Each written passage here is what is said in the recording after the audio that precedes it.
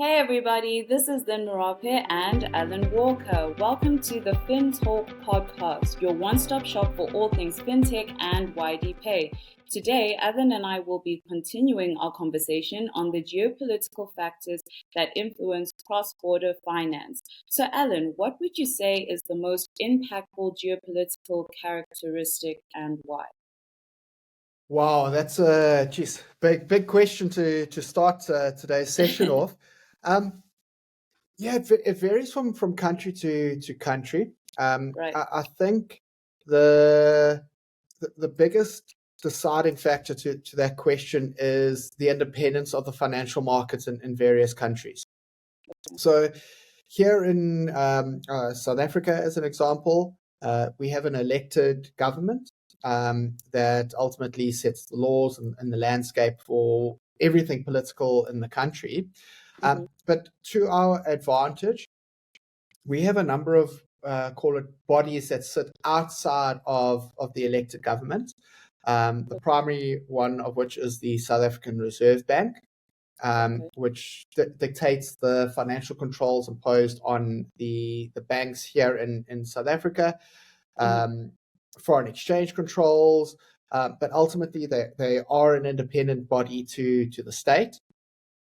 Likewise, we have the Financial Conduct Authority, where they operate as part of the state, but they are an independent body to the state. So although the state can make recommendations to positions in those various bodies, ultimately they are 100% independent. This has the advantage of, to some extent, protecting the financial market from, call it, political changes. But that being said, it's not always the case. Here in South Africa, we went through a period where over 4 days, we went through, I think it was 3 or 4 different finance ministers. The global markets didn't like that, and we suffered a significant devaluation of the South African rand in a 72-hour period. Unfortunately, that also happened over a weekend where the financial markets were closed. So we closed with one number on the Friday afternoon, and by the time the Monday morning opened, it was complete chaos for currency traders. In the rest of Africa, that's not so often the case. Many of the, call it the reserve banks or the regulatory financial bodies are an instrument of the state, where they appoint everyone from the sweeper up to the CEO of that body, which also can compromise the integrity of those body, and the global markets obviously will reflect those currency valuations that we see. But globally throughout Africa, we generally do see one or two bodies outside of the government managing those financial regulations. And two of the biggest, call it, economies on the continent both have independent bodies. Yeah, so that in South Africa with the Reserve Bank and the FCA, and then in Nigeria with their SEC. Likewise in Kenya, we're seeing it. And generally, as the economies are moving towards digital-based economies, cashless societies, the need to have these independent bodies set up to, I don't want to use the word manage, but guard the banking directions as these economies are growing to support more than one bank, multiple banks, multiple financial types. The need really arises. So from a geopolitical perspective, I think the less politics we see in finance, the better. But that's not always the case. Yeah. Okay. Well, I like the fact that, the biggest economies have these independent bodies that can kind of keep things, stable as they can be, so to speak. And you had mentioned, this slow move or progression rather towards having this digital cashless society. And I've seen this coming up, in terms of the different unicorns, if you will. That kind of seems like the driving force, maybe even towards financial inclusivity. So do you mind just speaking a little bit towards, from where you sit, from your perspective, where you see, how you see rather, being a cashless society would impact the African economy as a whole? Like in a perfect world, if we all had to move towards that at the same pace. Yeah. Yeah, I think that's exactly it. If it was a perfect world and trust existed between the Mm, citizens and the governments, it would be a rapid adoption. One of the biggest hindrances to the migration away from cash mm, is the mistrust in the financial sectors. mm, Here in South Africa, we've seen some of the, some banks actually collapse as a result of total mismanagement. Um, so then to go to that same subset of, call it the 300,000 potential account holders that lost all their savings overnight, to now ask them to trust again is yeah, short of impossible. And those stories do tend to travel far and wide. yeah, Um, and then also at the same time, a complete lack of trust in your local government. There's call it a thought process that the minute you move your funds into the bank account, there's somebody at the government watching everything you do. mm-hmm, They're going to track you. They're going to know what you spend your money on. They're going to know how much you spend on alcohol. And I'm sure there's probably some method behind that madness. But yeah, then the reality is, you would need a team the same size as the population to track your population. yeah, I think the call it the biggest challenge to Africa is if we don't kind of move into that digital economy space, we then find ourselves too far behind the rest of the world. mm, Um, so whereas here in Africa, we're already toying with the idea of moving to cashless or moving to digital type payment systems, the mm, rest of the world's already been there for quite a while. mm, A good indication of this is I'm not too sure what the Starbucks are like where you're in, but none of mm-hmm, our Starbucks accepts cash anymore. It's 100% digital only. yeah, yeah, Um, same.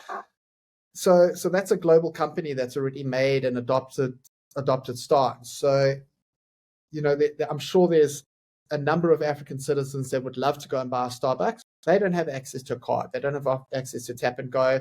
Yeah, So they won't have the ability to buy a Starbucks. And we're already seeing, call it an evolution in the global payments landscape, where some of the big providers are toying with new methods, mm-hmm, biometric payments, mm, um, the ability to walk into a shop and I could, scan my thumbprint and pay for something. And then my identity is fully validated. I don't have to even worry about face something clone. recognition, right? I've Facial seen that somewhere as recognition, well. Yeah. yeah, retina recognition. Mm, It hasn't seen widespread adoption, mm-hmm, but the problem we potentially have in Africa is if we're so resistant to making the next step, yeah, by the time we've made that step, the rest of the world's moved to another payment method. Whatever it may be. I'm not saying it'll be biometric based. It could be, we don't know. Maybe you breathe a sample in and it analyzes your DNA. I don't know. yeah, But by the time the challenge we have is if we get to that point where we're now ready for digital adoption yeah, and the world is 2-3 steps ahead, we're back in the same situation again where the rest of the world to interface with Africa becomes firstly costly because you mm, have to maintain these old legacy systems that the rest of the world has moved away from. But more importantly, it becomes very restrictive for new entrants into the market because yeah, innovation will always be there. yeah, And I'm not saying, as a country or as a company, you have to stay at the edge of pace, but you definitely don't want to be lagging so far behind yeah, that you become a hindrance to the rest of the world to integrate with. And we see that in our banking environments. Many of the banks in Europe and overseas have fully published application programming interfaces where a business can hire a developer to have their entire banking operation automated. Here in South wow, Africa, we're getting there. In Africa, we're getting there, but we're still definitely far behind in terms of the concept of a digital-only bank or call it a neobank, where there's no branches, there's no people. You interface with a computer system that makes all the decisions for you. mm, yeah, because, like speaking to your point, if we don't kind of hurry up this movement towards being a cashless society, basically, then we'll always be playing catch up. But something that you had mentioned in the previous episode was, highlighting the point that fortunately for us, Africa is extremely innovative. And with that, we have a Mm, young population. And we have also been, so to speak, given our flowers by, the mm, Europeans and the Americans in terms of our work ethic, in terms of even just our values that are just so ingrained within the African culture as well. So hopefully, with this new generation and this next phase, we can kind of who knows, maybe we could even bypass the whole cashless society, adopt that, and mm. then make two adoptions at the same time. That Yeah, might be too yeah. much change, but who No, knows? but Crazier things but have but happened, right? but crazier things have definitely happened. Yeah, And I think that the advantage we have is the younger generation coming through, where yeah, uh, you know the sensitivities around data security are not there like they are in the older generation. yeah, We live our lives on Facebook and Instagram and TikTok, to the point where a good example is my domestic workers. They were all on Facebook. mm-hmm. They friended me when they started working for me, and they'll come in on a Monday morning and compliment some activity that I did over the weekend, and likewise, there's a different level of engagement happening, that we're seeing in Africa, Mm-hmm. and I think that, call it, that culture of openness. Yeah, Um, it's closed to the government at the moment, but I think at some point, a trusted party will come in, and the concept of having trust will yeah, kind of revolutionize the African continent. And I'm not talking about just trust between me as a citizen of South Africa and my local government and national government, the yeah, trust between me and a citizen of another country in Africa, because yeah, we're drinking from the same water, from the same river, and it's all kind of coming out from some estuary in the middle of Africa and flowing yeah, down. As soon as we get onto that bandwagon of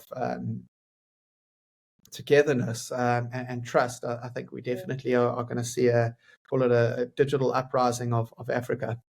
Yeah, I mean, it really just goes to show that we are better together. And the sooner us as a continent can, leverage the strengths of each other and lean on each other as well, we will definitely Mm. see a whole lot of things changing for the better. And on that note, I think that's the perfect place for us to take a little bit of an ad break for us to hear from our sponsors, YDPay. Do not go anywhere. With over 15 years' experience in African solutions, YDPay sources the best rates without hidden fees, all while ensuring that your data is secured and protected within their global technology stack.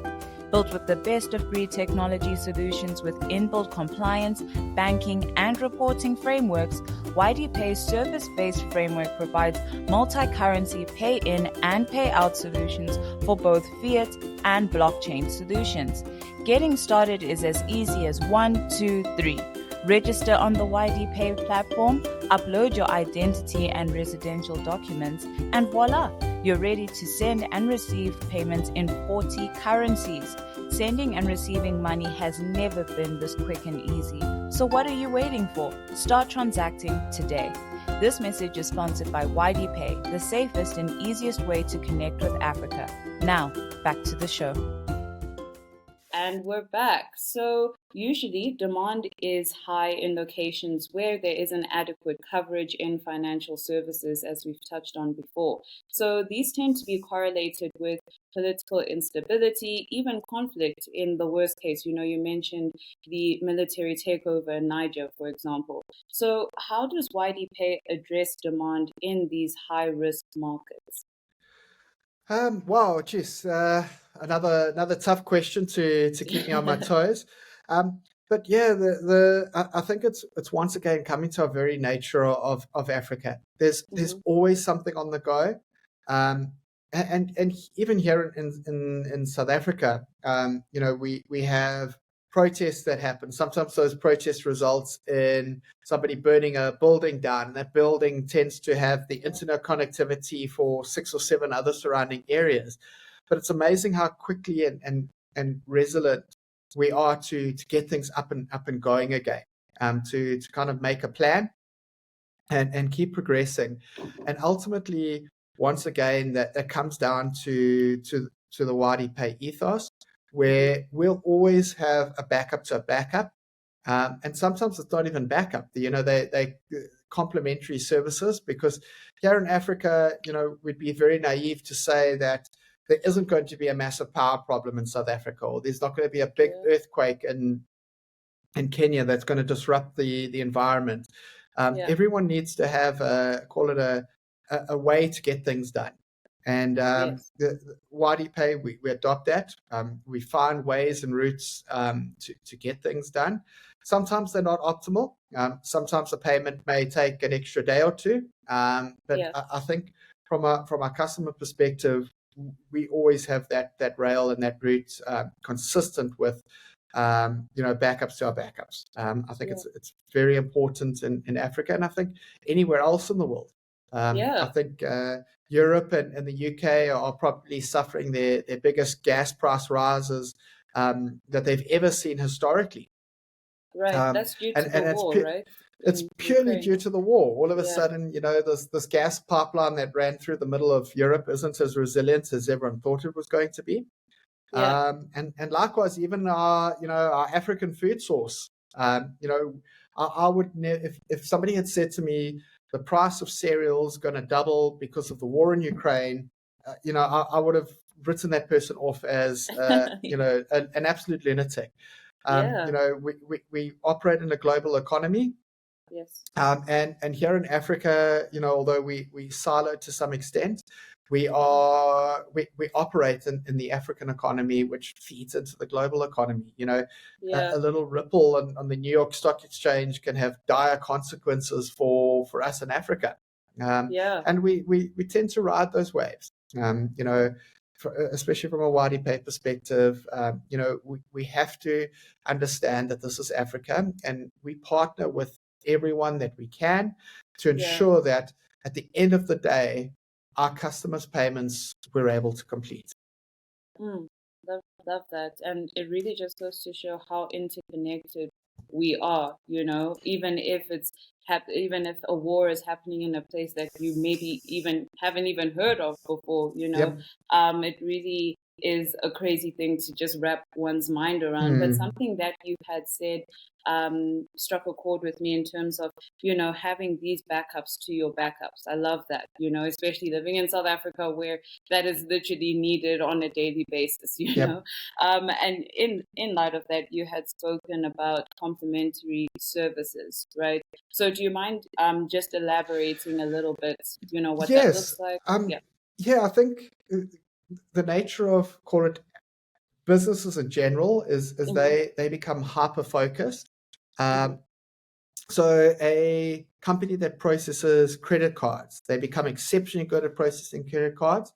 But if they were to, say, process an EFT payment or a mobile money payment, they don't have either the will or the technical skill set to do that.